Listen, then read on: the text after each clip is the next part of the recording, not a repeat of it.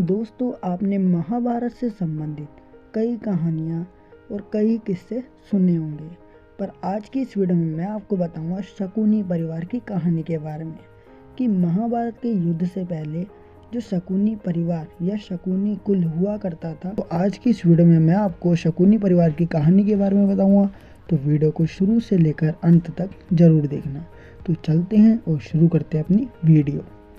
जैसा कि आप सबको पता ही है, महाभारत के समय गांधार एक राज्य हुआ करता था, जो वर्तमान में अगर हम देखें तो वह अफगानिस्तान में मौजूद है।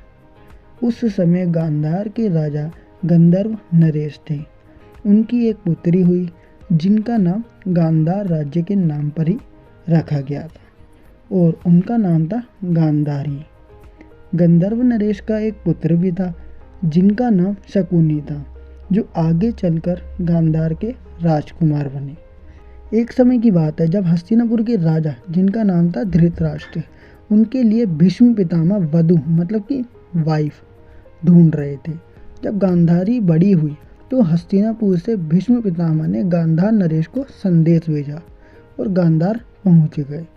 उस समय गांधार बहुत ही कमज़ोर राज्य हुआ करता था, मतलब कि जो आज वर्तमान में अफगानिस्तान है वो बहुत कमज़ोर हुआ करता था और उनमें इतनी हिम्मत नहीं थी कि वे भीष्म पितामह को मना कर दे या हस्तिनापुर के संदेश को ठुकरा दे।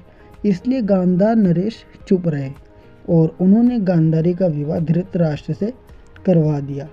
विवाह के कुछ समय के बाद भीष्म पितामह को पता लगा कि उनके साथ धोखा हुआ है और वह बात ये थी कि गांधारी मांगलिक थी और धृतराष्ट्र से विवाह करने से पूर्व, मतलब धृतराष्ट्र से विवाह करने से पहले गांधारी का विवाह एक बकरे से करवाया गया था और उसके बाद उस बकरे की बलि दे दी गई।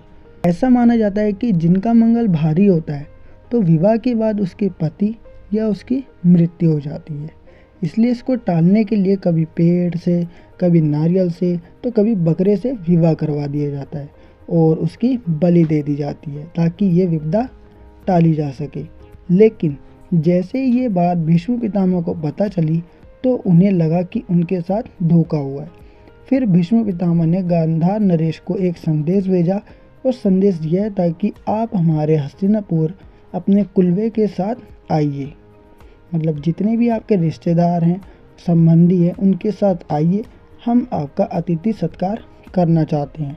अब गांधार नरेश मना भी नहीं कर सकते थे, लड़के वाले, और ऊपर से भीष्म पितामह ने बुलाया तो जाना तो पड़ेगा ही। फिर जैसे ही गांधार नरेश अपने परिवार कुल के साथ हस्तिनापुर आए तो भीष्म पितामह ने इन सबको जेल में डाल दिया और उस समय की प्रथा ये थी कि जिसने आपको आमंत्रित किया है वो आपको जितना भोजन परोसेगा और आपको उतना ही खाना पड़ेगा। जेल में डालने के बाद भीष्म पितामह उन सबको बस एक मुट्ठी चावल देते थे और कहा कि ये खाओ और इसी में जीवित रहो। बस एक मुट्ठी चावल इतना कम था कि सबके पास केवल एक एक तिनका ही आता था। देखते ही देखते हर दिन लोग भूख के कारण मरने लग गए। तो एक दिन गांधार नरेश ने यह कहा कि मरना तो तय है, तो क्यों ना हम अपने भोजन का हिस्सा गांधार के राजकुमार शकुनी को दे दें, और सब लोग मान गए। तो देखते ही देखते दिन बीतते जाते हैं और लोग मरते जाते हैं और अपने हिस्से का भोजन गांधार के नरेश शकुनी को दे देते हैं। शकुनी रोज एक मुट्ठी चावल खाता था और रोज अपने प्रियजनों को मरते हुए देखता था। अंत में केवल दो लोग बचे, एक शकुनी और दूसरा गांधार नरेश।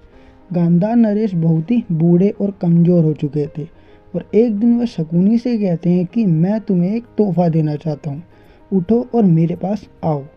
गांधार के राजकुमार नरेश को अपने पास बुलाते हैं और अपनी संपूर्ण शक्ति से शकुनी के घुटने पर लात मारते हैं और शकुनी का घुटना टूट जाता है। फिर शकुनी गांधार के राजा से पूछता है कि मैं तो आपका प्रिय पुत्र हूँ, तो फिर आपने मेरे घुटने पर लात क्यों मारी? इसी का उत्तर देते हुए गांधार नरेश कहते हैं कि तुम इतने अय्याशी हो कि अगर तुम इस पिंजरे या जेल से बाहर गए तो तुम ये भूल जाओगे कि इस जेल के अंदर क्या क्या हुआ है। इसी को याद रखने के लिए मैंने तुम्हारे घुटने पर लात मारी है, ताकि तुम्हें हर कदम पर याद रहे कि तुम्हारे जीवन का लक्ष्य क्या है। इसलिए आप देखते हो कि शकुनी लंगड़ा लंगड़ा के चलता है, क्योंकि उसके खुद के पिता ने उसके घुटनों पर लात मारकर घुटनों को तोड़ दिया था। परंतु इसके बदले गांधार नरेश शकुनी से ये भी कहते हैं कि मैंने तुम्हारा घुटना तोड़ा है, तो इसके बदले मैं तुम्हें एक तोहफा देता हूँ कि जब भी मेरी मृत्यु हो तो मेरा अंतिम संस्कार मत करना, बल्कि मेरी हड्डियों का पासा बनाकर उनका शतरंज में प्रयोग करना, और जो भी तुम अंक चाहोगे वह तुम्हें प्राप्त होगा। और इसी के बाद जब जुआ खेला गया तो पांडव सब कुछ हार गए थे। इस जुए में शकुनी ने अपने पिता से बनी हड्डियों के जो पासे थे उनका प्रयोग किया था, और इस जुए में पांडव अपना सब कुछ हार चुके थे, और यहाँ तक कि वह द्रौपदी को भी हार चुके थे। शकुनी हस्तिनापुर या कुरु वंश को नष्ट करना चाहता था। उसे एक तरफ दुख होता था और एक तरफ गुस्सा आता था कि मेरी बहन गांधारी का विवाह एक दृष्टिहीन राजा धृतराष्ट्र से कर दिया गया, और शकुनी अपनी बहन गांधारी से बहुत ही प्रेम करते थे। महाभारत के युद्ध में शकुनी अंतिम दिन तक जीवित था। शकुनी इतना चतुर था कि हर बार वह चकमा देकर भाग जाता था। इसलिए शकुनी ने महाभारत में कई वीरों को मरते हुए भी देखा, चाहे वे हस्तिनापुर के पक्ष में हो या पांडवों के पक्ष में हो।